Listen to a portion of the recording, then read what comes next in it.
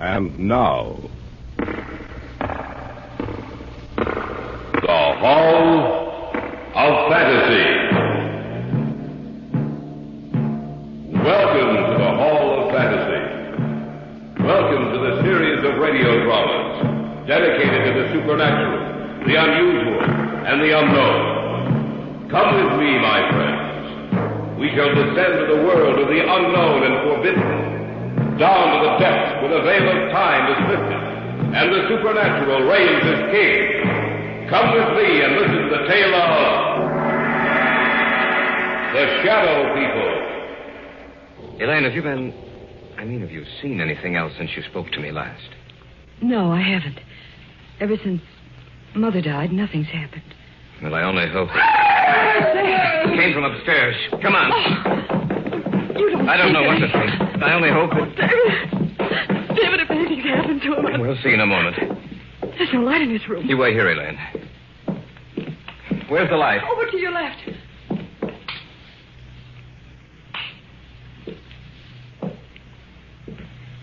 David. What's wrong? Why didn't you leave the light on? Your father's dead, Elaine.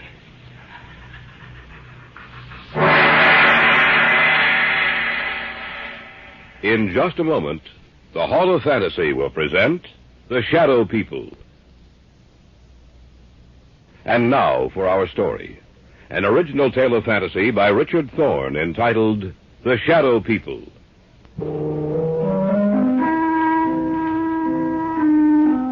Somewhere along the line of your life, you've met them. You have come in contact with the Shadow People.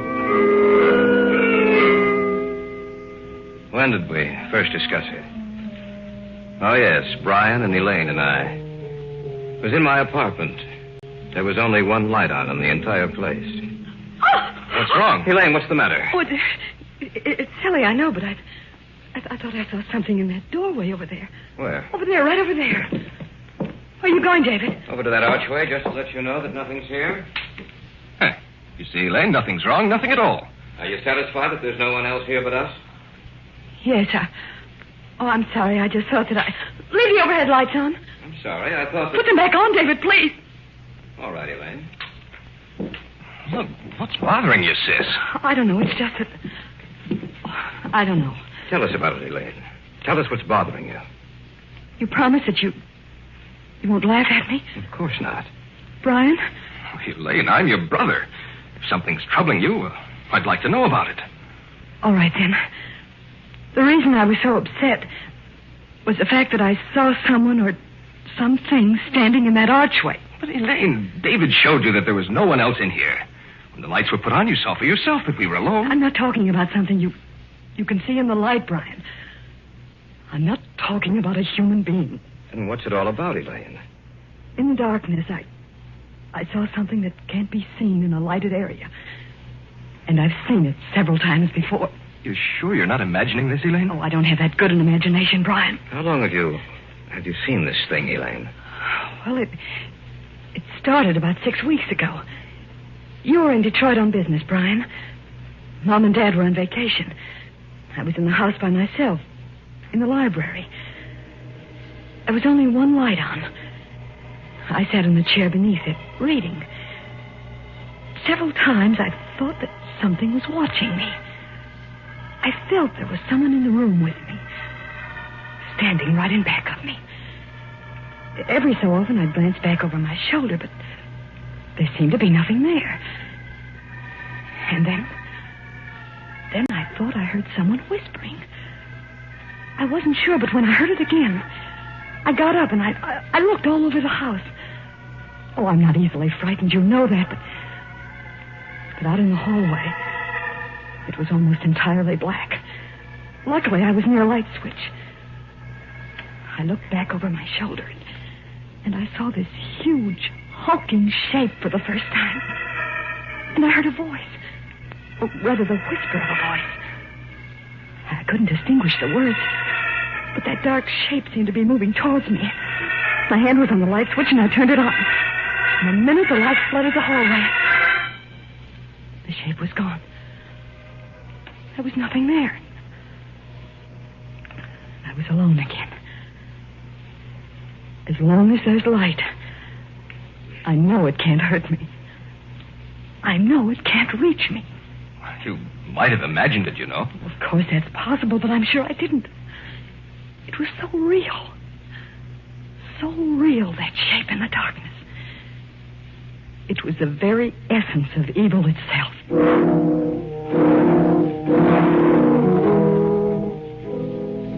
There was an old man I knew of, a Dr. Hesselius.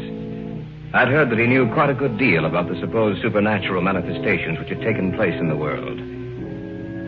I went to him to see if he knew anything that might explain the events of the story Elaine had told us.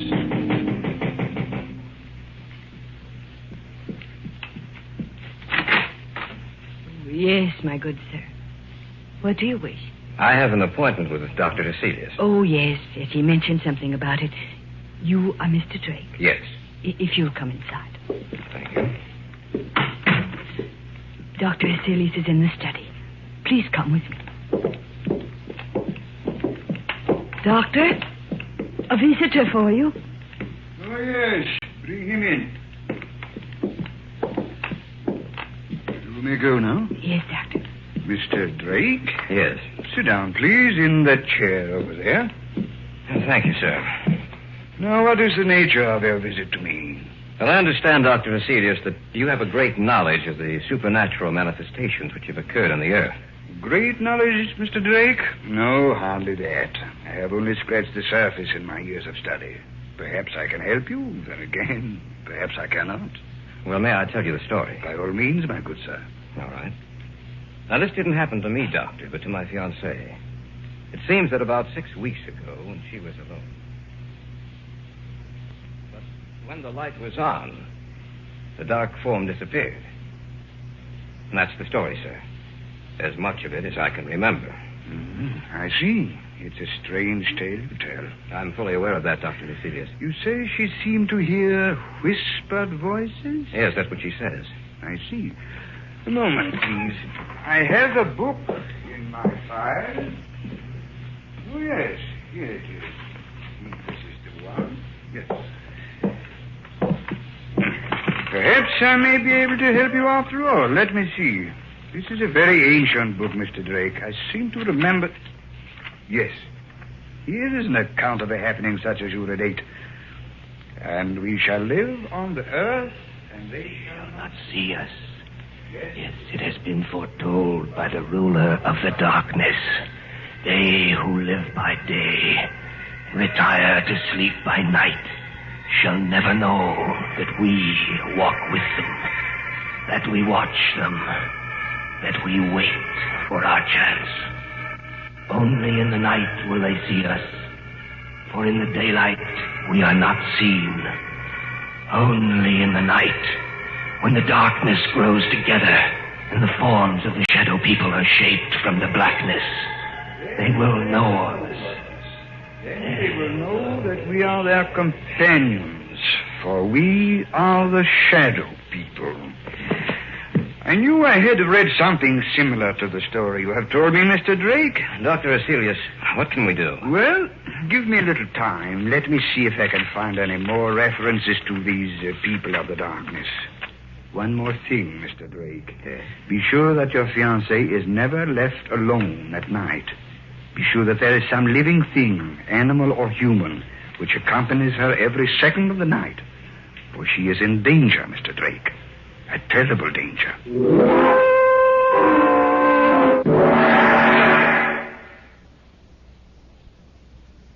Back now to our story. An original tale of fantasy by Richard Thorne entitled The Shadow People.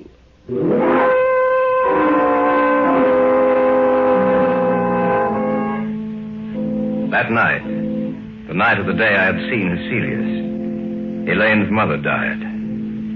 She died in her sleep. When she failed to appear for breakfast, Elaine's father went upstairs to see what was wrong. When he entered her room, he discovered that she was dead. The family doctor couldn't explain it, for Elaine's mother had been in perfect health. A few weeks later, I was out at the house spending a weekend with them. I glanced at the clock on the mantel, and it showed 11.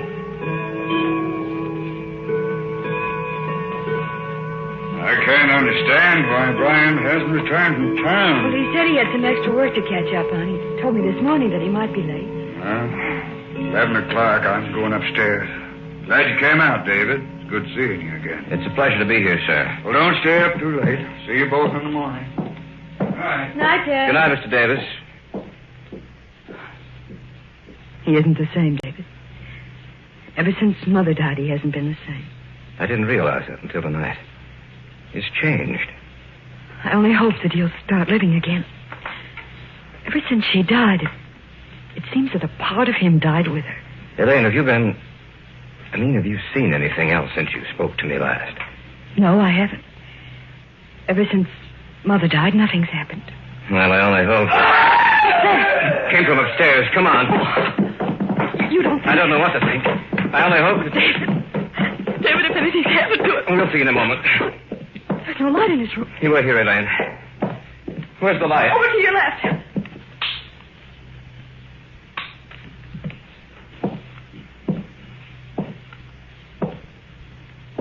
David, what's wrong?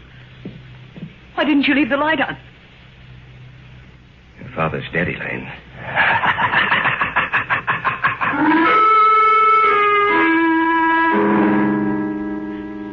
I'd walked into the darkened bedroom. On the bed was Elaine's father. It didn't take a second look for me to know that he was dead. I switched off the light and walked back into the hallway to tell Elaine what happened.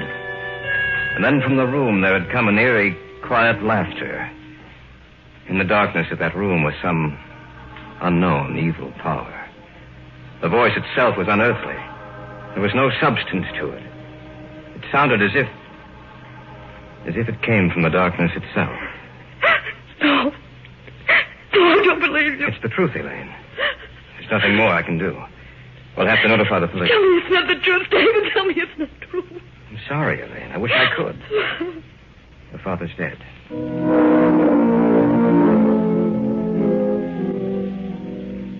After the burial, Dr. Hesselius got in touch with me. He said that he wanted to meet both Elaine and Brian, that he wanted to talk to the three of us. Accordingly, a few nights later, he came out to their house. Miss Davis, will you tell me just when you saw the first manifestation? The night Brian was in Detroit.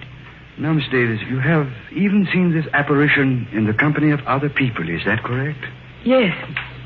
The night at David's apartment. All right. Now I'll tell you what I think. You are in deadly danger, Miss Davis. These beings want to claim you. So far, they have had no success. Only in the darkness do they have power. Little by little, step by step, they have been removing the obstacles in their way to reaching you. First your mother, and then your father, Miss Davis. Both died in the same fashion. In the darkness, death struck at them. Now tell me, do you feel their presence here in this room as I talk to you? Yes. Turn out the lights, Brian. No. Stand by the switch, if you please, Brian. If anything happens, turn the lights back on. All right. Dr. Hesselius, I don't... Do you want me to continue working with you? Yes, sir. All right, then. Brian, turn off the lights. Yes, Doctor. The room now is in darkness, Miss Davis. Do you feel or see anything? No, Yes. Yes, I do. Do you see anything? Yes. Doctor, I don't... Be quiet, you fool. I know what I'm doing. In front of me. The darkness gathering together into a huge, terrible... Not only do you see us, Miss Davis, but everyone else in the room also will see the vague shapes forming themselves in the blackness. We do not want you, Dr. Heselius. The girl we want. We advise you to drop this case. You'll only bring down the wrath of the shadow people upon your head. The girl. We want the girl. Do not stop us. Let us take her now. Turn on the light! They're gone. Miss Davis, are you all right? Yes. Yes, I am. Just as she said. The darkness. I saw it form into something, too. So did I. What are we going to do, Dr. Hesselius? At the present moment, I don't know. But this much I do know. You must leave this house immediately. You must try to get out of their reach. I don't know if that is possible. I hope it is. I shall have to return to my home. I must learn if there is some manner by which we can defeat these creatures. For the moment, leave this house. Dispose of it in any manner you may see fit, but leave this house.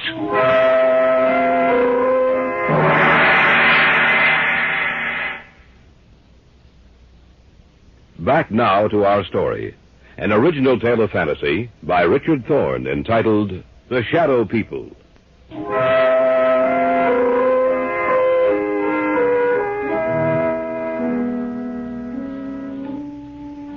We spent the night in my apartment, the three of us. The following day, Brian and Elaine made arrangements to dispose of the house. In the afternoon, Dr. Hesselius called me and asked that I come to see him. David, I'm glad you're here. Anything new, Doctor? Yes and no.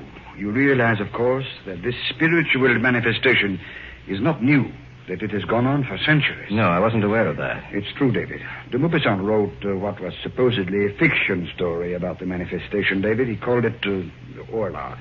However, according to the information here on my desk, it was taken from an actual case history.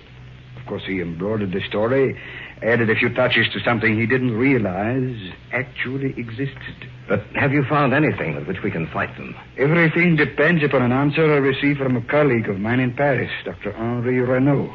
I dispatched a telegram to him last night. Why hasn't he answered by now? There are certain things that must be done. It will take a few days, I'm afraid. We have to wait, David. There's nothing else we can do.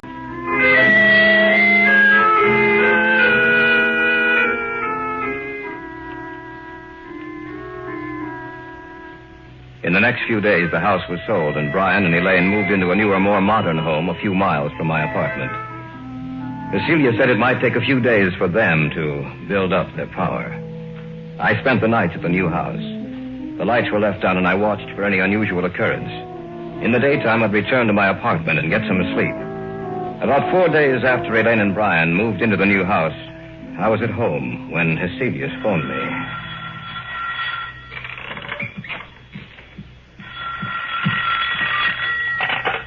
Hello? David? Yes, Dr. Heselius? I hate to tell you this, David. What's the matter? What's wrong? They were a step ahead of me, David. I just received word that Renaud died or was killed. At the very moment I sent the telegram to him.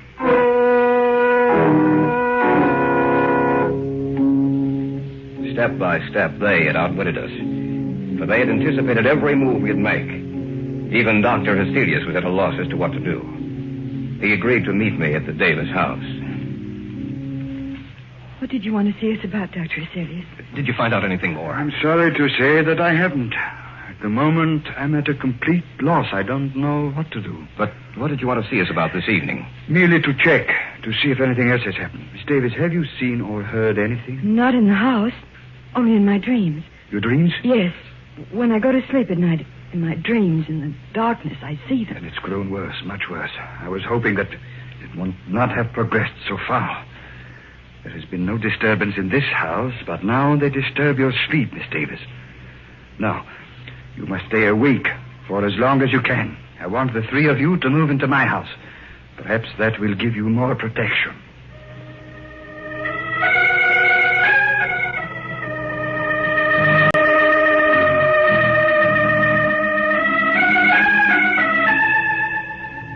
That night, we moved over to Heselius' house. Perhaps Elaine would have more protection there. From there, we might be able to devise some plan of action, some way to beat those beings. For a few days, things were quiet. The shadow people seemed to have withdrawn. For a while, I thought that we might have succeeded in thwarting their purpose. Elaine no longer complained of troubled sleep. But that condition lasted for a few days only. About 10 days later, they made themselves known and felt again. That night, we were in the study, when suddenly Heselius whirled around and... Elaine, what are you looking at? Outside the house. Right where the light waves off, I see them. She's right, Dr. Heselius. I can see them, too. What should we do, Doctor? Nothing. What do you mean, nothing? There's nothing we can do. We can't just... We can't do anything, Brian. Don't you understand that they have us at their mercy?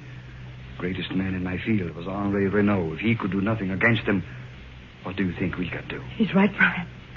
There's nothing we can do. As long as the house remains lighted, just so long will they remain outside. If the lights were to... That sounds... When my father was killed. The same sound. We heard the same sound. The lights. What's happened to the lights, all right? No. Be quiet, please. I thought of this emergency. A candle. That's right, Miss Davis. As long as this burns, this one candle will be safe. For they cannot advance into the light. They are limited by the darkness. As long as the candle burns, they will have to remain outside of this room. Around you, in every room of the house, in the darkness outside, we are around you. This time you shall not escape. This time we will blame you. Take it easy, Brian. I can't stand it. I'm getting out of here. Brian, come back. Don't be a fool. I'm going after him. Stay here. We just can't let him He go. won't have a chance. I doubt it. Miss Davis, I'm afraid that your brother is dead.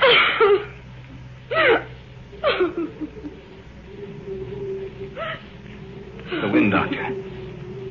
Listen to the wind. I know. Yes, Doctor. Listen to the wind. You must realize by now that the three of you haven't a chance.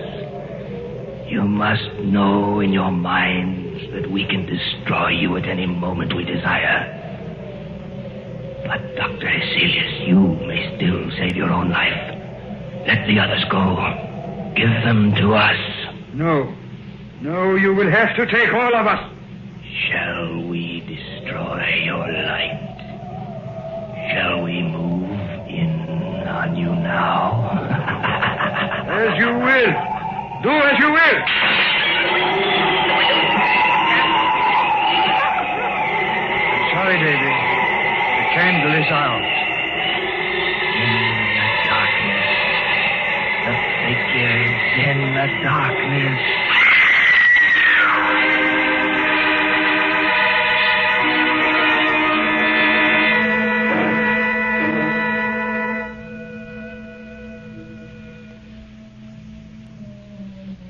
We warned you, Heselius. You and the others are dead now. And we shall live on the earth. And man in the day shall not see us. They will know that we wait for our chance. That we walk with them. Only in the night, when the darkness grows together, and the forms of the shadow people are shaped from the blackness, will they see us. Then they will know that we are their companions. Look next to you. There, in the shadows.